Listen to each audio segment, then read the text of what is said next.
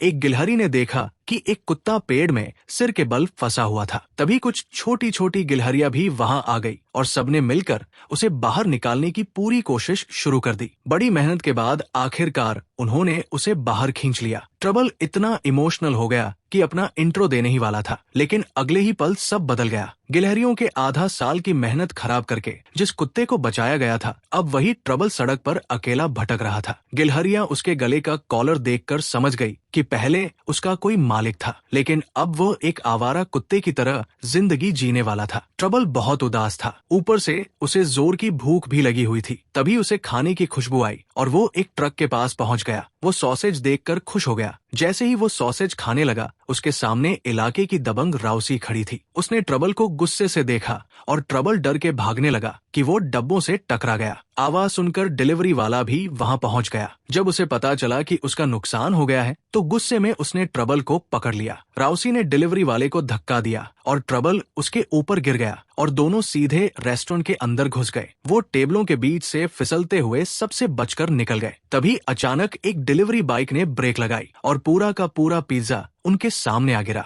राउसी ने बिना टाइम जाया किए पिज्जा उठाया और भाग गई। ट्रबल ने भी थोड़ा पिज्जा मांगा, लेकिन राउसी इतना गुस्सा हो गई कि फिर से लड़ाई करने को तैयार हो गई। तभी अचानक ढेर सारी गिलहरियां वहां आ पहुंची। राउसी पहले तो खाने को बचाने की कोशिश करती रही, लेकिन फिर उसने सोचा जान बचाना ज्यादा जरूरी है और वो पिज्जा छोड़कर चली गई। बेचारा ट्रबल अकेला गिलहरियों से लड़ने की कोशिश करता रहा, लेकिन उनकी पूरी गैंग के सामने उसकी एक न चली। वो पिटता रहा और आखिरकार वहां से भाग निकला। अब रात होने वाली थी। ट्रबल के पास ना कोई घर था, ना दोस्त, और वो बिल्कुल अकेला पड़ चुका था। डर के मारे वो बार बार राउसी का नाम लेकर उसे ढूंढने लगा। राउसी उसकी आवाज सुनकर इरिटेट हो गई और आकर उसे दबोच लिया। उसने गुस्से में पूछा, भाई तू मेरा पीछा क्यों नहीं छोड़ रहा? ट्रबल ने फौरन समझाया, मैं कोई सड़क वाला कुत्ता नहीं हूँ, बस थोड़े टाइम के लिए यहाँ फंस गया हूँ। मैं आज या कल तक चला जाऊंगा। राउसी भी आखिरकार थोड़ा पिघल गई और मजबूरी में ट्रबल को अपने ठिकाने पर ले गई। अगली सुबह उसने दूर शहर की तरफ इशारा करते हुए कहा, शायद तुम्हारा मालिक वहाँ होगा। ट्रबल खुशी खुशी शहर की तरफ भाग पड़ा,